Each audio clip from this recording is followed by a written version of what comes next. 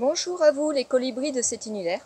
Alors aujourd'hui je vais vous amener faire quelque chose qui à première vue n'a rien à voir avec mon activité, mais qui pour moi est quand même très important parce que je considère que pour pouvoir justement faire cette activité et la faire de mon mieux, il faut pour cela me maintenir en pleine forme et d'abord m'occuper de moi, c'est ce que je vous dis. Donc voilà, et je n'aime pas du tout, mais alors pas du tout, être enfermée. Donc tout ce que je peux faire sur l'extérieur, je le fais sur l'extérieur. Maintenant, ce que je fais pour moi est bon pour moi. Je vais vous montrer. Pour certaines personnes, ça ne sera peut-être pas forcément valable. À vous de voir, à vous de savoir. Voilà, alors à première vue, ça, c'est juste un arbre qui s'est couché en travers du chemin, mais ça peut être aussi éventuellement une barre de traction. Personnellement, je vous en ferai pas, j'ai eu des soucis il y a des années à une épaule, je remuscle le haut de mon dos, mais je ne suis pas encore assez musclée pour arriver à me soulever et à soulever mon poids. Voilà, mais je vous amène avec moi pour la suite. Allez hop, on y va!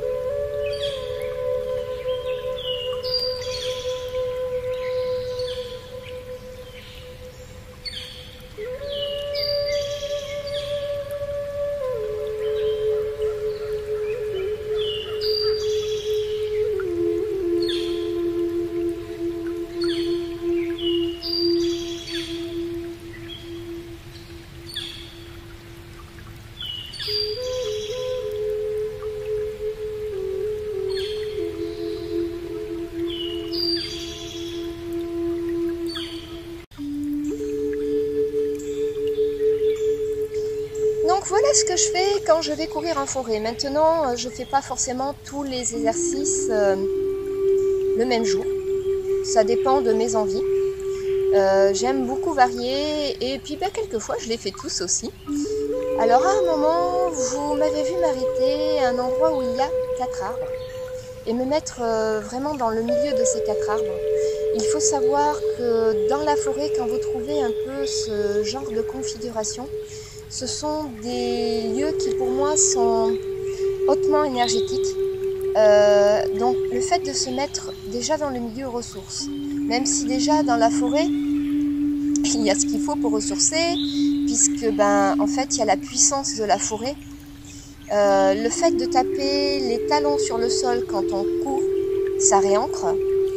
Mais là c'est encore un autre contexte particulier. Donc quand vous vous mettez au milieu, vraiment ça ressource énormément. Et alors moi ce que je vous conseille, c'est carrément de vous déchausser, si vous en avez la possibilité. Et souvent on trouve 3 arbres comme ça qui sont réellement très proches. On a vraiment l'impression d'être dans un creux au milieu d'eux. Et posez les mains vraiment sur chaque tronc. Et vous allez ressentir quelque chose d'entièrement différent d'un arbre à l'autre. Alors souvent dans les arbres, il y a un arbre qui, lui, je dirais, nettoie l'organisme. Quand vous mettez les mains sur l'arbre, vous allez sentir que tout ce qui vous a pesé la journée, tout ce qui vous a semblé lourd, ou ce qui vous a dérangé, va être nettoyé, va partir dans le sol au travers du tronc de l'arbre. Et ensuite, vous en avez un qui, lui, recharge. Et recharge avec en fait les énergies de la terre. Vous allez sentir remonter dans le tronc et passer à travers vos mains, vos pieds, vraiment cette énergie de la terre.